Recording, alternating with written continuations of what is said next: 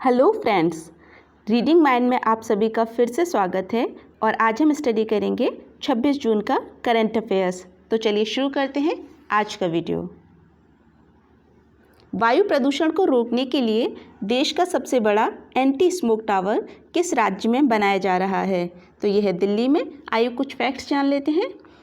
Anti smoke tower Anand Vihar bus terminal परिसर दिल्ली में स्थापित किया जाएगा और इसे टाटा इंस्टीट्यूट, आईआईटी बॉम्बे और मिनीसोटा विश्वविद्यालय अमेरिका द्वारा तैयार किया जा रहा है। एंटी स्मोक टावर एक विशेष प्रकार का टावर होता है जिससे प्रदूषित हवा को गुजारकर शुद्ध किया जाता है। एंटी स्मोक टावर से पार्टिकुलेट मैटर 2.5 का स्तर कम करने में भी मदद मिलेगी, जिसे इस पर लगे एंटी एयर क्वालिटी इंडेक्स के डिजिटल डिस्प्ले से देखा जा सकेगा। यह योजना केंद्रीय प्रदूषण नियंत्रण बोर्ड सीपीसीबी की योजना है, यानी सेंट्रल पॉल्यूशन कंट्रोल बोर्ड की यह योजना है। आइए कुछ फैक्ट्स जान लेते हैं केंद्रीय प्रदूषण नियंत्रण बोर्ड के बारे में।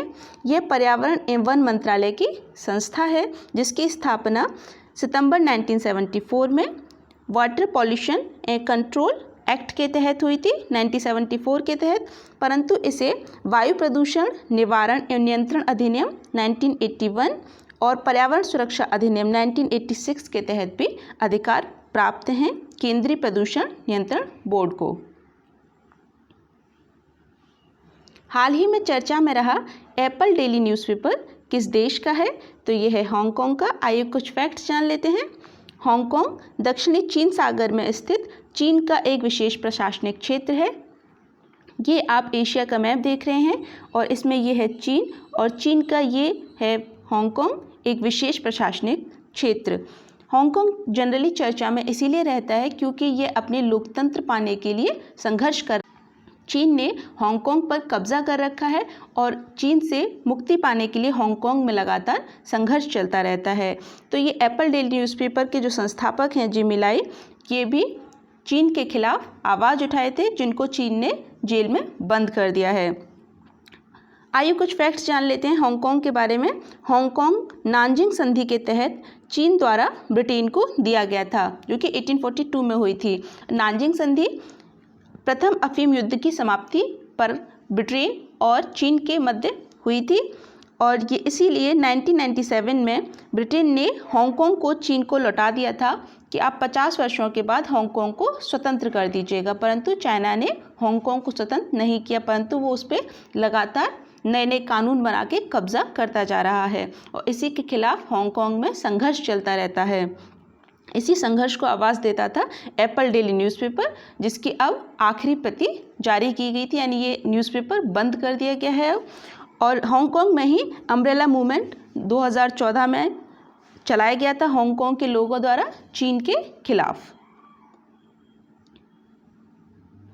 किस देश ने बच्चों में मोटापा रोकने के लिए जंक फूड के विज्ञापनों का दिन में प्रसारण बंद कर दिया है? तो यह है ब्रिटेन। बच्चों में मोटापा एक पब्लिक बीमारी बनती जा रही है, काफ़ी बड़ी महामारी। विश्व में यदि सर्वाधिक मोटे बच्चों की जनसंख्या की बात करें तो भारत में इसमें दूसरे नंबर पर आता है और दुनिया में पहले स्थान पर चीन है जहां सर्वाधिक मोटे बच्चे हैं। बच्चों में मोटापे की वजह से डायबिटिक की समस्या भी हो रही है और इसी वजह से भारत में भी काफ़ी डायबिटिक बच्चे हैं और विश्व की राजधानी, डायबिटिक राजधानी भारत को कहा जाता है। यदि विश्व डायबिटिक डे की बात करें तो ये 14 नवंबर को आयोजित किया जाता है। देश का पहला गेम क्लस्टर किस राज्य में स्थापित किया जाएगा? तो ये है कर्नाटक में। आइए कुछ फैक्ट्स जान लेते हैं।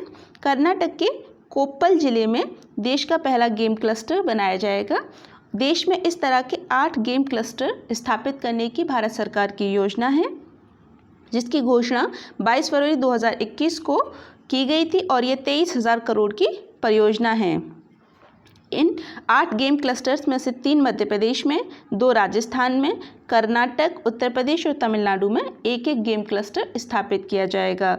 भारत को टॉय इकोनॉमी बनाने के मिशन के तहत गेम क्लस्टर्स की स्थापना की जा रही है। विश्व में यदि खिलौना बाजार की बात करें तो ये लगभग 100 अरब डॉलर का है, परंतु इसमें भारत का योगदान केवल 1.5 अरब डॉलर का है और इसी को बढ़ाने के लिए और चाइना से इंपोर्ट कम करने के लिए देश में गेम क्लस्टर्स स्थापित करने की भारत सरकार की योजना है। किस राज्य ने वन महोत्सव अभियान के तहत 33 लाख पौधे लगाने का लक्ष्य रखा है? तो यह दिल्ली सरकार। दिल्ली सरकार ने 26 जून से 11 जुलाई तक इस महोत्सव का आयोजन करेगी। इसकी विशेषता यह है कि इसमें राज्य की 14 सरकारी नर्सरियों से व्यक्तियों को मुफ्त पौधे बांटे जाएंगे और दिल्ली सरकार का ये वन महोत्सव अभियान राष्ट्रीय वन महोत्सव अभियान के साथ ही कोइंसाइड करेगा। राष्ट्रीय वन महोत्सव अभियान जुलाई के प्रथम सप्ताह में आयोजित किया जाता है प्रतिवर्ष और यह वृक्षारोपण को प्रोत्साहन देने के लिए आयोजित किया जाता है, जिसकी शुरुआत कन्हैया लाल माणिकलाल मुंशी जी द्वारा 1960 में शुरू की गई थी। किस मंत्रालय द्वारा 25 जून को अपनी 3 विशिष्ट योजनाओं स्मार्ट सिटी मिशन, अमृत मिशन और प्रधानमंत्री आवास योजना की 6वीं वर्षगांठ मनाई गई है? तो यह है शहरी विकास मंत्रालय। आइए कुछ फैक्ट्स जान लेते हैं। देश में अर्बन ट्रांसफॉर्मेशन यानी शहरी ट्रांसफॉर्मेशन के लिए भारत सरकार ने ये 3 योजनाएं 25 जून 2015 को लॉन्च की थी, स्मार्ट सिटी मिशन, अमृत मिशन और प्रधानमंत्री आवास योजना शहरी। आइए कुछ फैक्ट्स जान लेते हैं इनके बारे में। स्मार्ट सिटी मिशन के तहत देश के 100 शहरों को स्मार्ट सिटी के रूप में विकसित करने की ये भारत सरकार की योजना थी, जिसे 2015 से 2020 के मध्य लागू किया गया था। अमृत मिशन यानी अटल नवीनीकरण और शहरी परिवर्तन मिशन यानी Atal mission for rejuvenation and urban transformation, ये अमृत मिशन देश के 500 शहरों में जलापूर्ति, साफ सफाई और सीवेज कनेक्शन प्रदान करने का इस योजना के तहत लक्ष्य था। स्मार्ट सिटी मिशन में 100 शहर और अमृत मिशन में 500 शहरों का सिलेक्शन किया गया था। प्रधानमंत्री आवास योजना शहरी का मेन लक्ष्य आर्थिक रूप से कमज़ोर वर्ग के गरीबों को वर्ष 2022 तक स्वयं का पक्का मकान प्रदान करने का लक्ष्य था और ये 2015 से 2022 के मध्य है। स्ट्रॉबेरी सुपरमून किस खगोलीय पिंड से संबंधित घटना है? तो ये है मून से यानी चंद्रमा से। आइए कुछ फैक्ट्स जान लेते हैं इसके बारे में। स्ट्रॉबेरी सुपरमून वर्ष 2021 का तीसरा और आखिरी सुपरमून है। इसे स्ट्रॉबेरी सुपरमून क्यों कहते हैं? क्योंकि ये वेस्टर्न कंट्रीज़ में स्ट्रॉबेरी की हार्वेस्टिंग का टाइम है और इसीलिए इस मून को स्ट्रॉबेरी सुपरमून भी कहा जाता है। आइए कुछ फैक्ट्स जान लेते हैं कि सुपरमून क्या होता है। सुपरमून के लिए 2 कंडीशन चाहिए। हम सब जानते हैं कि चंद्रमा पृथ्वी का उपग्रह है, सैटेलाइट और पृथ्वी के चारों ओर परिक्रमा करता है। जब चंद्रमा पृथ्वी के सबसे नज़दीक कंडीशन में हो और पूर्णिमा यानी फुल मून हो तो उसे हम सुपर मून की कंडीशन कहते हैं। यानी 2 कंडीशन हो, चांद पृथ्वी के करीब हो और उस दिन फुल मून भी हो, तो ये इन दोनों कंडीशन में जब चांद होगा तो उसे सुपर मून कहा जाएगा। इसे सुपर मून इसीलिए भी कहते हैं क्योंकि इस वक्त चंद्रमा अपने सामान्य आकार से 7 से 14 गुना बड़ा दिखाई देता है। यदि हम इसी तरह ब्लड मून की बात करें तो इसके लिए भी 2 कंडीशन होंगी। जब पूर्णिमा के दिन चंद्र ग्रहण भी हो। चंद्र ग्रहण कब होता है? जब सूर्य और चंद्रमा के बीच पृथ्वी आ जाती है तो उसे हम चंद्र ग्रहण कहते हैं। और यदि किसी पूर्णिमा के दिन चंद्र ग्रहण भी हो तो उसे ब्लड मून कहते हैं। और यदि किसी पूर्णिमा के दिन चंद्र ग्रहण भी हो और चंद्रमा पृथ्वी के सबसे नज़दीक भी हो तो उसे सुपर ब्लड मून कहा जाता है। इसी तरह ब्लू मून किसे कहते हैं? हम जानते हैं कि मंथ में एक फुल मून यानी पूर्णिमा होती है, परंतु यदि किसी मंथ में 2 पूर्णिमा हो तो दूसरी पूर्णिमा को फुल मून जो हो उसको हम ब्लू मून कहते हैं। इसी तरह सूर्य ग्रहण कब होता है? सूर्य ग्रहण हमेशा अमावस्या यानी न्यू मून को होता है और ये सूर्य और पृथ्वी के मध्य जब चंद्रमा आ जाता है तो उसे सूर्य ग्रहण की कंडीशन कहते हैं। भारत का पहला मैरीटाइम आर्बिट्रेशन सेंटर किस राज्य में स्थापित किया जा रहा है?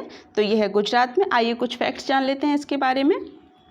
Gujarat international maritime arbitration centre गिमैक, ये गांधीनगर की गिफ्ट सिटी के पास स्थापित किया जाएगा। यह समुद्री मामलों के विवादों को सुलझाने और मध्यस्थता करने के लिए स्थापित पहला केंद्र है। गिफ्ट सिटी के बारे में कुछ फैक्ट्स जान लेते हैं। गिफ्ट सिटी भारत का पहला ऑपरेशनल और ग्रीनफील्ड डेवलपमेंट स्मार्ट सिटी परियोजना है। ये फाइनेंशियल सिटी के तौर पे भी जानी जाती है और गिफ्ट सिटी की फुल फॉर्म है Gujarat international finance tech city. 5G technology के लिए रिलायंस ने किस कंपनी के साथ समझौता किया है? तो यह है गूगल। गूगल के जो CEO हैं वो भारतीय हैं, सुंदर पिचाई, और माइक्रोसॉफ्ट के जो नए चेयरमैन बने हैं सत्या नडेला, वो भी हैं भारतीय। यूरोपियन स्पेस एजेंसी एनविजन किस ग्रह से संबंधित मिशन है? तो यह है शुक्र ग्रह। यूरोपियन स्पेस एजेंसी ने शुक्र ग्रह के लिए एनविजन मिशन को भेजेगा। और इसी तरह यदि हम अमेरिका या नासा के मिशन की बात करें शुक्र ग्रह के लिए, तो ये हैं दा विंसी और वेरिटस। और भारत के इसरो द्वारा शुक्र ग्रह के लिए शुक्रयान मिशन भेजा जाएगा।